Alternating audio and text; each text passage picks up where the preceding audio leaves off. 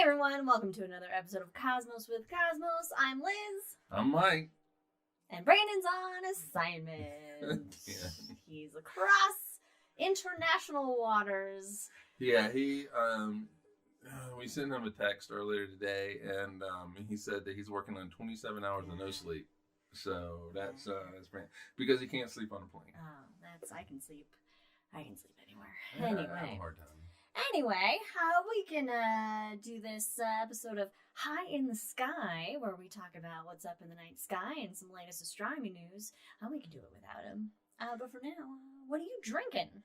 I am drinking a perihelion. Hey, it has gin, the last of our gin.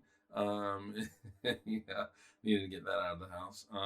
The last of our gin. It also has dry vermouth. It has raspberry liqueur and lemon juice, and normally it comes with egg white to give it a nice frothiness. I just didn't want to have to crack any eggs. I did not want to. Sometimes you gotta crack some eggs, Mike. No, not this time. You gotta, or in my case, just breaking them. That's what I do, because I can't crack eggs very well. They just get broken. Meanwhile, What are you drinking? It has been snowing all day. It has. It's still snowing. And so I'm cold. In fact, I kind of wanted to wear a sweatshirt, but I know I'll get hot. I am drinking a warmth in a cold, snowy evening. Did you forget the name? Yeah. Yep.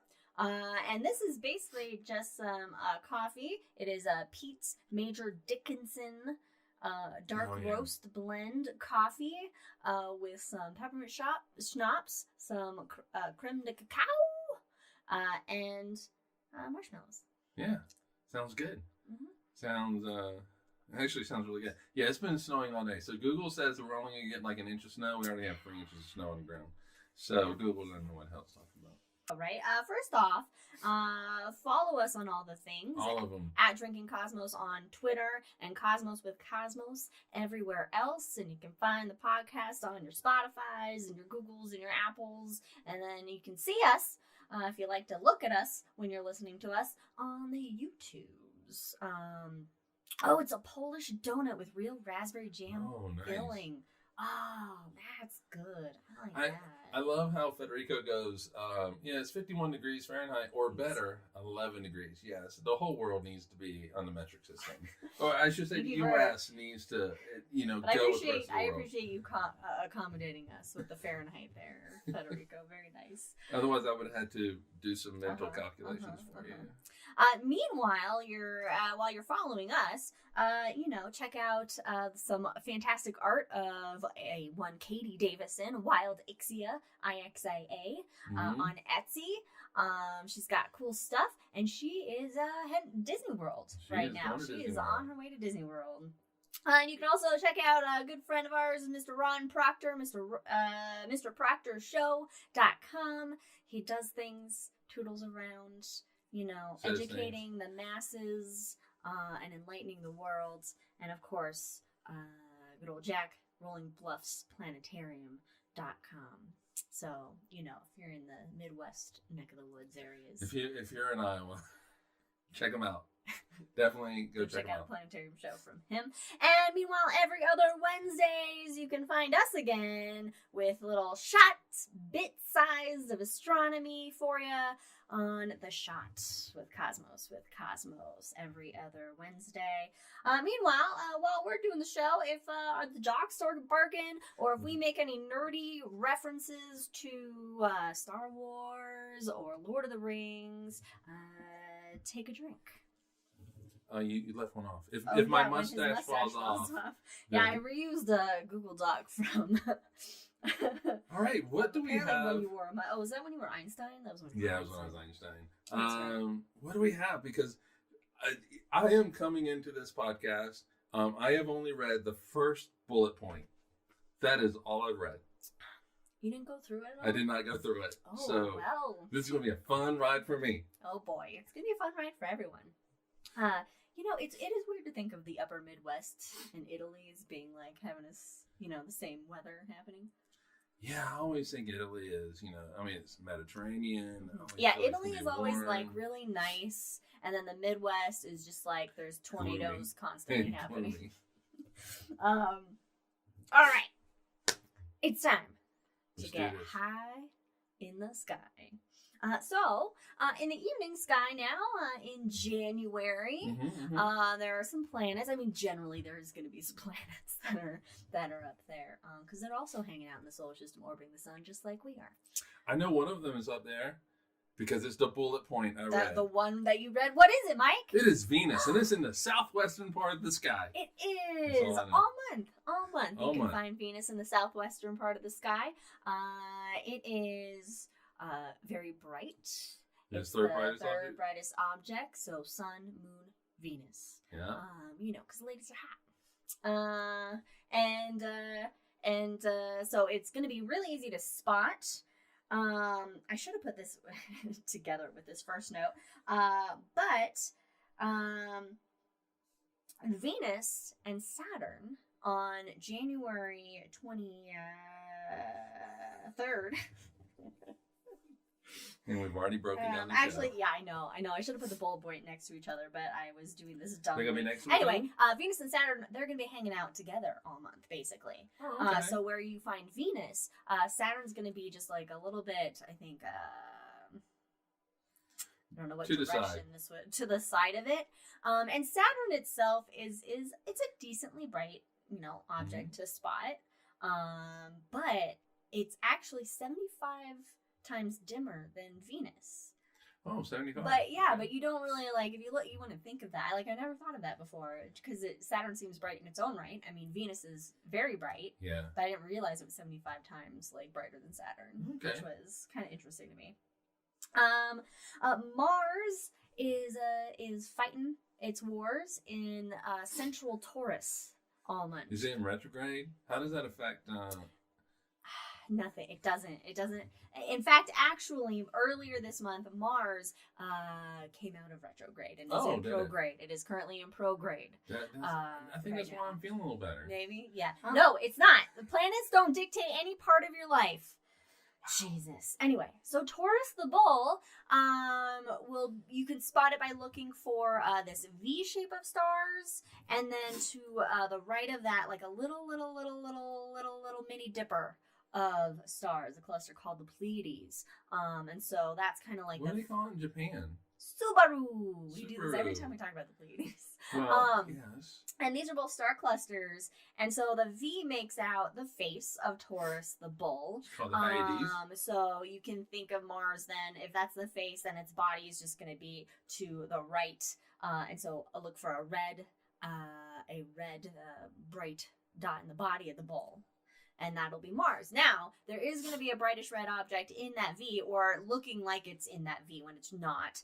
And that is Aldebaran, and that's the eye of the bull. It's going to be a little bit more orangey red, okay? So that's not going to be Mars. So the bright one that's by the V, not Mars. The red dot in the middle of its body, Mars. Aldebaran means bullseye, right? Yeah, bullseye. Yeah. So, in Arabic. You know what? I've never called it... I've always said the eye of the bull. I've never said bullseye. Yeah. Anyway. I think this is the first time I've ever called it the bullseye as well. But, I mean, that's kind of what it is. That is. But, we think of bullseye as you're throwing darts or something. Maybe that's why I never phrase it that way. Anyway. All right, Jupiter. Jupes. It's going to be visible early evening for most of the month. But at the end of January, it's going to start setting at dusk in the west. So... you'll get a good side of it. Which is good, because when we get to Oregon, we can say it's a different planet, because we always had to say it was Jupiter for your mom. That's right. She's like, "What's that bright one?" And I'm like, "It's Jupiter." It's Jupiter. What's that bright one? And then 2 weeks later, what's that bright one? Same planet as before, Jupiter. It's Jupiter. Well, and it was Jupiter. But at the end of the month, which we're getting closer to the end of the month. We're going to move on to the next set. It'll be setting at dusk, and it's the second brightest object in the sky. You mean what? No. It's the third brightest. No, fourth. The it's gotta fourth. Be the fourth, at least. Hey, everyone. It's high in the sky. Jupiter is as bright as the full moon, which means we are screwed. That would be very bad. Yes, that would be bad. That would be like, well, say you love your people. Tell your people you love them. Goodbye. You remember when? You remember? It was like years ago. Oh, the Saturn thing. No, it was Mars, right? Was it Mars? Mars. Mars like is going to be as big and bright as a the full moon. And it's like, if that is happening, then we're all dead. So let's hope it's not. Yep. We're gonna have a repeat Thea incident. Yep, that is not a good thing. So. Anyway. So again, I mentioned Venus and Saturn are going to be hanging out together all month, kind of in the southwestern part of the sky. But on January 23rd, the moon's going to stop by and say hi. Oh, nice. Yeah, it's going to get pretty close to him. It's going to be like, hey It's guys, always- it's it's going to be a always crescent good. moon, which is good because that way the moon's not like super bright. And so, you can see them. You can look at the moon and Jupiter and Saturn and Venus. It's actually one of the best times to see the moon, like through a telescope. Yeah, Because you can see the shadows going across the craters. From that Terminator line between the dark and between the night and day side. The shadows that are cast. Yeah, it makes the moon feel 3D, three-dimensional, which it is. It's a sphere, right? But when you look at the moon's not flat. No, only the Earth is flat. Oh, that's right. Everything else is a sphere. Right. But when the moon is full, which is when people want to look at the moon through a telescope. Oh no, you can first damage of all, your eyes. First of all, you need to put on a lunar filter. A moon filter. Yeah, to knock some of the brightness down because it is very bright. You can like temporarily blind yourself. Yeah, with it's reflected sunlight, people. Yeah, but also it looks very flat because there's really no shadows. Because on a full moon, you're looking at it at basically at noon. Yeah, like and peak it's daytime for the moon, and it's Yeah, but then the moon goes a wandering, as it does. As it does. And on the 25th of January, it's gonna stop by Jupiter. That's gonna be like, Jibs. Say hi there. Jibs, what's up? And in fact, in a pair of binoculars, both will share the same field of view. That's how close the moon is. Oh wow, so it's gonna be really big. How close it gets to Jupiter. Wow, that's So that's their that's really close. Yeah, it's a close conjunction. And then a little planet that hardly gets any recognition at all, whether in space or in the night sky. And that's because usually it's a little planet that like sticks pretty close to our sun. It's a mama's boy. It doesn't like to stray too far. Of course, I'm talking about Mercury. Just a barren, desolate world. And now, the smallest planet in the That solar is the system. smallest planet in the solar system now. Shut up, stop whining about it. Jesus.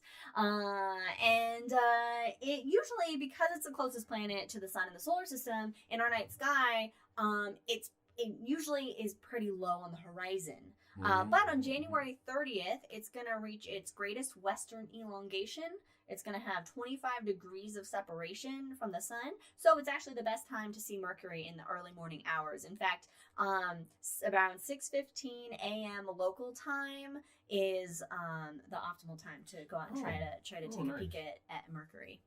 I have almost run off the road twice looking at astronomical objects. Yeah, don't look for stuff in the night sky when you're driving. Don't text and drive. Don't text and drive. Don't astronomy and drive. For me, it's don't astronomy drive. So I both times in Arizona. One was I was driving up towards Flagstaff, and I just looked out the window, and there was the Milky Way. Oh, so just blazing across the sky.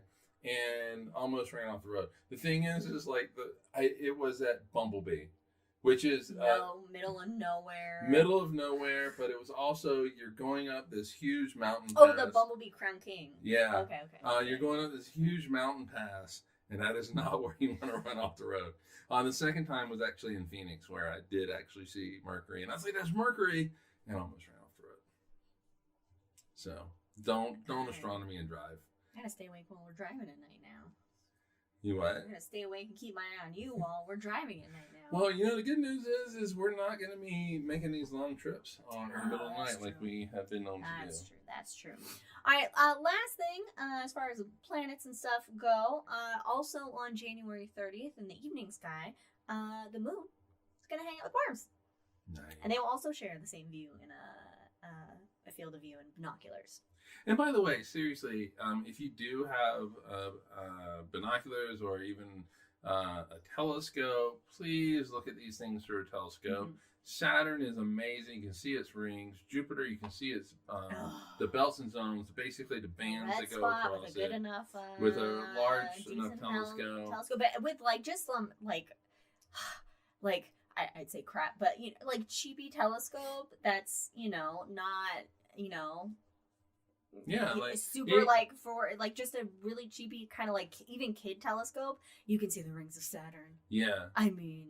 Yeah. And they're amazing. We do not advocate you going to Walmart or Target to buy your telescopes, but if you do, then those telescopes are good enough to show you the rings of Saturn and the belts and zones of Jupiter. Yeah. I mean, wherever you live, there's going to be an astronomy club. They have star parties, and they're more than happy to have you.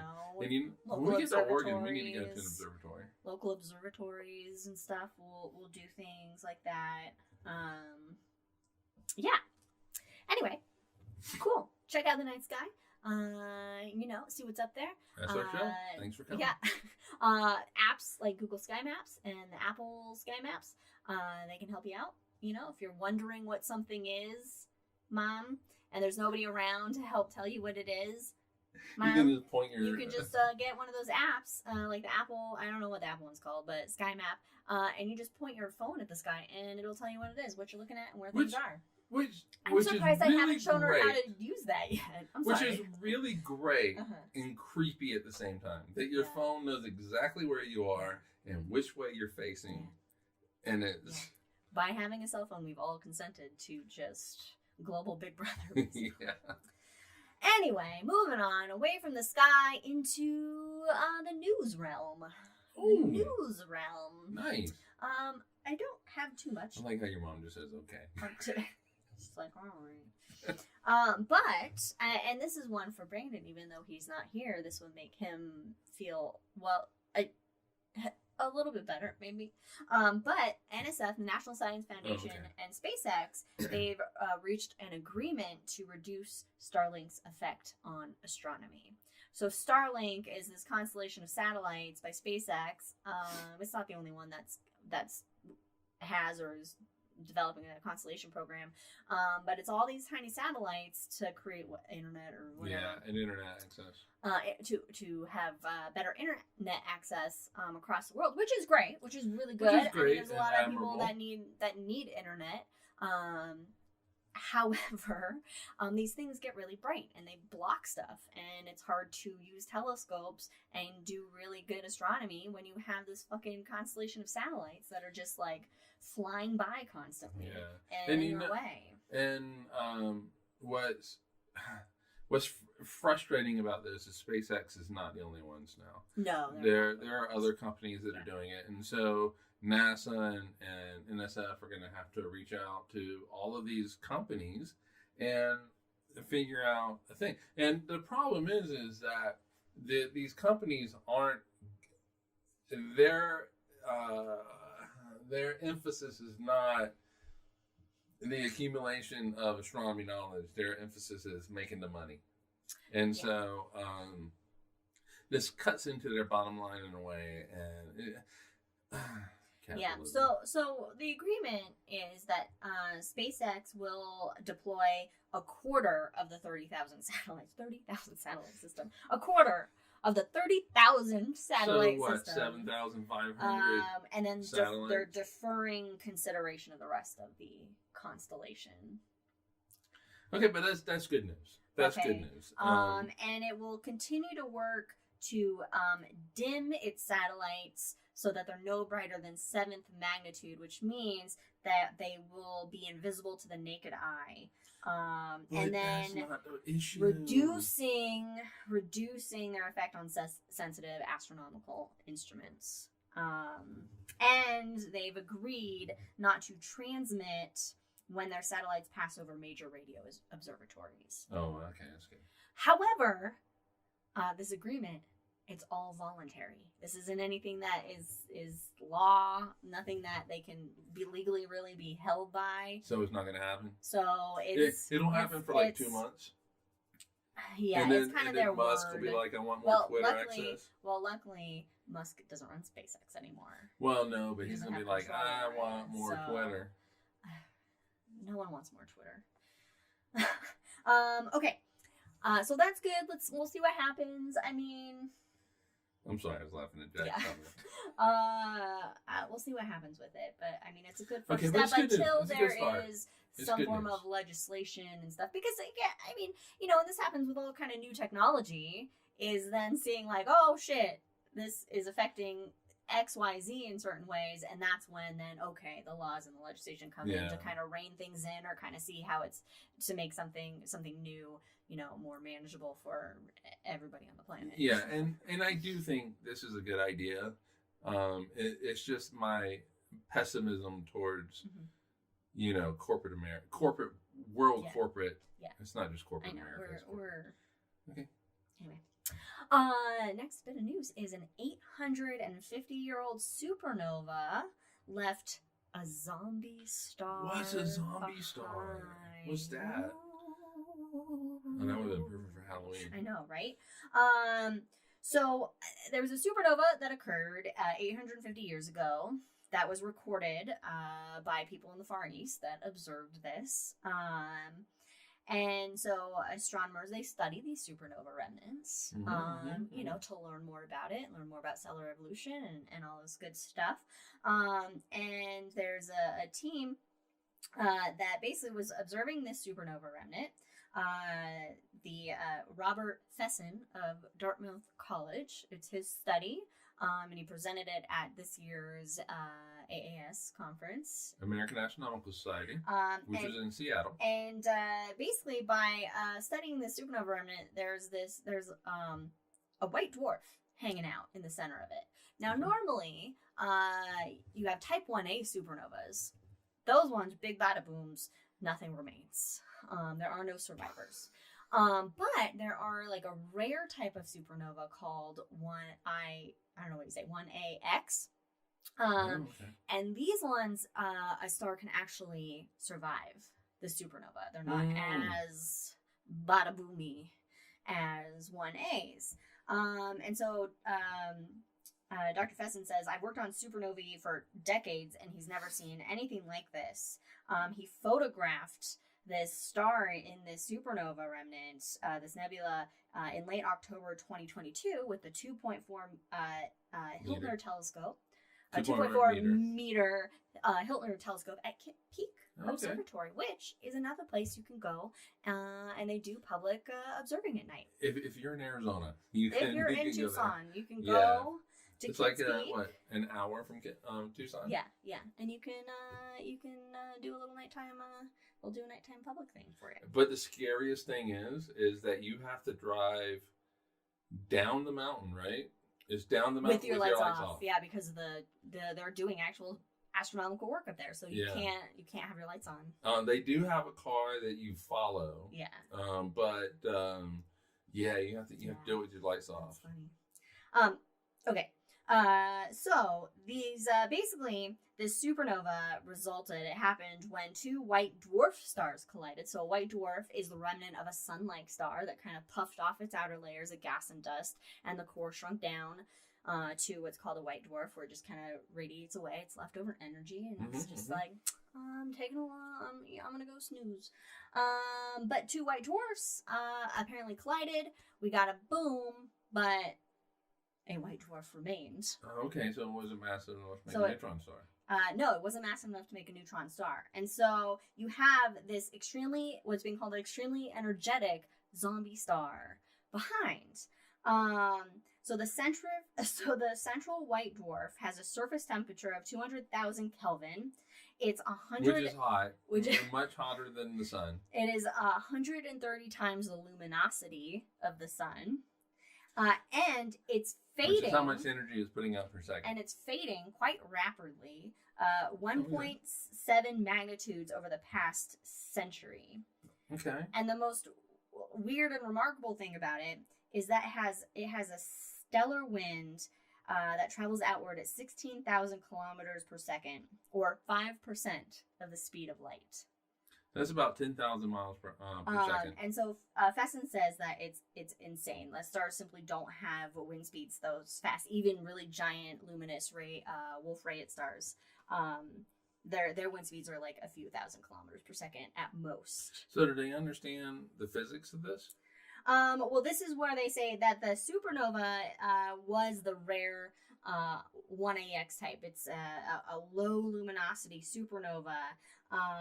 And so they think that that's why you have this star left over, and that's why they've never, it's kind of like the conditions of the supernova created this kind of, weird thing that we don't usually see. And so they don't quite understand. So they don't really quite understand it. So Fesson, he has applied for observing time on both Hubble and James Webb. And he says that the WST image will be simply amazing, and it would make for a great 4th of July image. Oh, nice. So he's gonna use some good ass telescopes. So it must have some fireworks. Yeah. And so, all right, cool. To get more information, so we can learn more about this crazy star. That's the byproduct of a kind of a low luminosity supernova. I'm gonna have to look that up. It's the stellar wind. It's the stellar wind. I'm interested in the physics behind the stellar wind for the star. Why is it creating a? Is it because of how fast its energy is kind of? Well, probably. I mean, because all right, so you have a star. This star is not creating energy in its core. Yeah. So it's cooling down. Yes. So it's cooling down. Part of that is the stellar wind is going to carry some of that energy away, but it's also the light that it emits is also going to carry that energy away. So so I would say it probably is related. But yeah, it'd be interesting to know the physics behind it and what they think it is. I mean,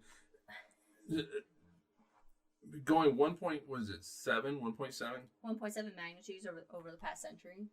That's a lot. Yeah, that's a lot.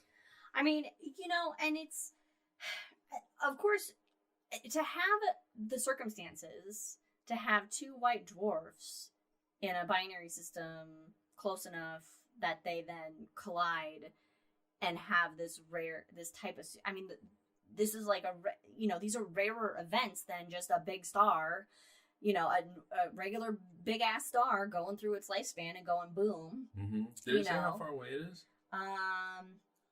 Yes, but I did not put it in the notes. Oh. The article said how far away it is. It'd be really interesting. And they calculate it to be the supernova remnant, the nebula. They calculated the nebula to be 850 years old, but it's like a certain number of light years away. Yeah. I can't remember what. It'd be really interesting. Or I don't know. Can LIGO? Is LIGO sensitive enough to detect the gravitational waves from two white dwarfs?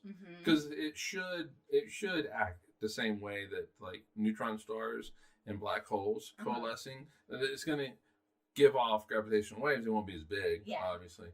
So it'd be really interesting to know if LIGO has that capability to actually be able to detect two neutron stars. I have to look it up. That'd be cool. All right. The comet cometh. It sounds like we're going to die. We're not going to die, but there's a comet coming. Comet's going to come by, designated as C3/2022 ZTF. So new one. This is a new one. It was first discovered in March 2022. It's been getting closer to Earth and brightening. It's expected to reach its brightest point in early February, and it's going to take it on a path through the sky to bring it close to the Big Dipper and Cassiopeia, both of which are in the northern part of the sky. That explains a work question I got about comets. Oh, really? Okay, that's the one. I gotta look into this. And so astronomers have calculated that it's on a 50,000 year orbit. So it hasn't come by for a while. Yeah. You know, it's out there and it's like, you know what? I haven't been for a bit. That crazy planet. So is Oort cloud. That had like some weird creatures on it. Yeah, it's out there. It's an Oort cloud. It's a long period comet. Yep. And comets, again, for those of you out there that aren't sure what a comet is, it's a dirty snowball in space. It's just cold. We got dirty snowballs outside. Dirty snowball. But this is much bigger. Hanging out. So I didn't read if it was naked eye visible or if you need binoculars. I'll have to look that up. To spot because it. Apparently I'm going to be working on this on Monday. But again, in early February, it's going to be at its brightest. But it's coming. We got to come by to say hi. I like it. And you know, comets mean... Death. Death coming. And destruction, basically. Yeah. Will you quit looking at your phone? Well, Katie just landed in Orlando. Okay. We're doing a show. I know. All right. Last bit of news we have for you, of course, is from none other than the James Webb Space Telescope. It discovered its first exoplanet. LHS 475, right? Woo! LHS 475b, 41 light years away from us. That's not bad. Yeah. That's pretty close, and it's about the same size of Earth. Or almost the exact diameter, I'll say. So. Okay, we got to go back. Jack said that he could just see it with his telescope. Ooh, really? Yeah, with the comet. We're talking about the comet. The comet. Not the exoplanet, the comet. So that means maybe it could be naked eye visibility. Yeah, because it's got at least a month to go. Yeah. Oh, that's cool. Awesome. Thank you, Jack. Thank you for telling us that. All right, exoplanet. Okay, so the exoplanet has almost the exact diameter of Earth. And it's just confirmed the existence of this exoplanet, which is exciting because future observations, it's going to study more of what this planet is made of, its composition, and then we can be like, ooh, is the hellscape or it's a hellscape? Is it nice? Okay, I can answer that for you right now. See, I didn't read anything about it. It's a hellscape. It takes something like 2 days to go. Oh, it's just a few days. It's a roiling hellscape. Yeah, it's a hellscape. Well, you never know. There could be life that likes really hot planets. Now, for this though, it is how James Webb discovered it is that it was looking at the star and the brightness dipped. And they're like, ho ho. Yeah, and so this is transit method. Transit method, and so it's only. I'm going to take your phone. I am going to take your phone and put it over there. Listening on the podcast can tell. Yeah, but it only takes like a few days for it to go around the star. Okay, so. okay. I guess I should have read the full. No, this is one of the things that like I have been so excited about, right, for James Webb, and is the discovering of the exoplanets. Now, to be fair, this was actually a candidate planet first observed by TESS, TESS spacecraft. TESS is looking for exoplanet. But but what's really cool though is that this is its first one, and it's really close to the star, but it's going to find some that are further out. Yeah, and it can actually sniff them. What you made of? It's like a dog. And we like to say the word sniff, but that's kind of what it's doing. Is it's looking at the atmosphere of these planets and figuring out what's in the atmosphere. And it did that with those first images that came down in July it said of what last was in year. The atmosphere of an exoplanet. So James Webb, if it's up there for 20, 30 years, imagine what all we're gonna learn. It's gonna be a fun ride. So much. Yeah, and there was another article I didn't put in, but that there are already researchers at I think Rice University, actually places around the world that were looking into the Carina image and just all the star birth, all these stars baby stars, these protostars that they were finding that they hadn't seen before in any Hubble image of it, that they've been able to spot just like so many now, just from looking at that one image in the near infrared from its NIRI-cam. And they had like markers all over these different areas, and it was like before there was like, you know, a certain amount that they would see, and then it just, that number went.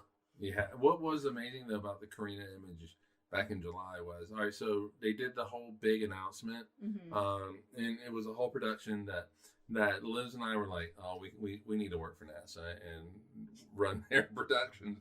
But anyway, with the Carina, they're talking about it, and they're like, you know, this, that, and the other thing. But there were all these regions where, like, we don't know what's going on right there. And like, this is, we haven't seen. We have never seen this. Here. This is interesting. We don't understand it. And to me, that is the most amazing thing about, like, the Carina images and all these other images. Well, and that's the point of James Webb, you know? It's doing what it's supposed to be doing, you know, which is giving us better eyes. You know, we got some better bifocals out there, you know? And so it's proving that, look at what we're missing out on. And, you know, there's nothing wrong with saying we don't understand. I realize that in today's society that a lot of people say, okay, well, science has to understand it. No, that's the beauty of science is that we don't understand everything. We're always looking for the answers. Well, once we do understand something, then another question pops up and it's like, oh, shit. Yeah. Or another observation comes that we just don't understand. We don't have all the answers, unlike some people who say that they have all the answers. We don't have them, and we advance by looking for those answers and eventually getting there. But that's like a hangover. That's a hangover. But I agree with you. Yes. We do have a little in memoriam before we close out the show. Do we need to pour out a drink? I prefer you didn't, because, you know. Because we got plans. You know. But this in memoriam is for China's, I should have looked at the pronunciation of this, the Zhurong rover. Sure. We're being blocked by the Great Firewall of China, that's true, they aren't listening to us anymore. It was a rover that was put into hibernation 6 months ago to help it survive the Martian winter, where winters it's on Mars, where temperatures can get down to negative 100 degrees Celsius. Which is cold. It's pretty chilly. It was supposed to wake up from hibernation on December 26th. And China's National Space Administration is trying to reestablish communication. However, there was also a regional dust storm that cloaked the area, and that reduced the energy it could use to keep its batteries operational. Damn dust storms on Mars. That's the big hazard on Mars, is the big dust storms on Mars. Many a rover have succumbed to it. To a rover and lander. Opportunity. Yep. And then Spirit, Insight. Insight of recent, eventually those solar panels are gonna get too dirty to work. So so here's to the Zhurong rover. You know, at least you got there, buddy. And let's be honest, we want like every country to drop something on a moon, Mars, whatever. Not something destructive. No. Okay, like something that gives us scientific knowledge. Drop some science. Rover, orbiter. We want China to go places. We want obviously the European Space Agency to go places. A country's government is not necessarily a country's people. Right. Yeah. And so, that's great. China landed on Mars, but Mars has a way of just eating up spacecraft. Oh, yeah. It really does. Yeah. Enjoy it while you can, because we have been in a really good yes, the Abuela Robo solar panel cleaners from last episode. They're made on Mars. I forgot all about that. I mean, we're in this great period right now where we've been very successful, but it really was before this period a 50-50 shot. Yeah, it's like, well, From human Good era luck. to just Mars just eating shit, yeah. you know, and so yeah, Mars. God of War, you gotta win that battle to make it there. Oh, well done. Well done. That's what I'm here for. On that note, thanks for joining everyone. Everyone on this episode of Cosmos with Cosmos High in the Sky edition for January 2023. What are we doing in 2 weeks? Magnetars. We're gonna talk Magnetars. Yeah, so we had to change the schedule a I'm little gonna bit. find the Nirvana song that has Magnetar in the lyric. Okay. We had to change it on the schedule a little bit Yes. because Brandon's not going to be available in And- 2 weeks, and we want him available for talking. Yes. So So, we're gonna do Magnetar in 2 We're going weeks. to change it up. But follow us on all the things at All the Drinking things. Cosmos on Twitter and Cosmos with Cosmos everywhere else. And of course, if you're with us live right now, or you want to come back later and hang out with us on the Hangover. There you go. Okay. I was going to be like, wait a minute. I created the name. I'm not gonna forget the name like some other two Okay, people. will you wrap this up? I have to go do the IPS. You gotta renew your IPS membership. All right. Anyway, thanks for joining us, everyone. We'll Cheers, see you everybody. next time. Bye.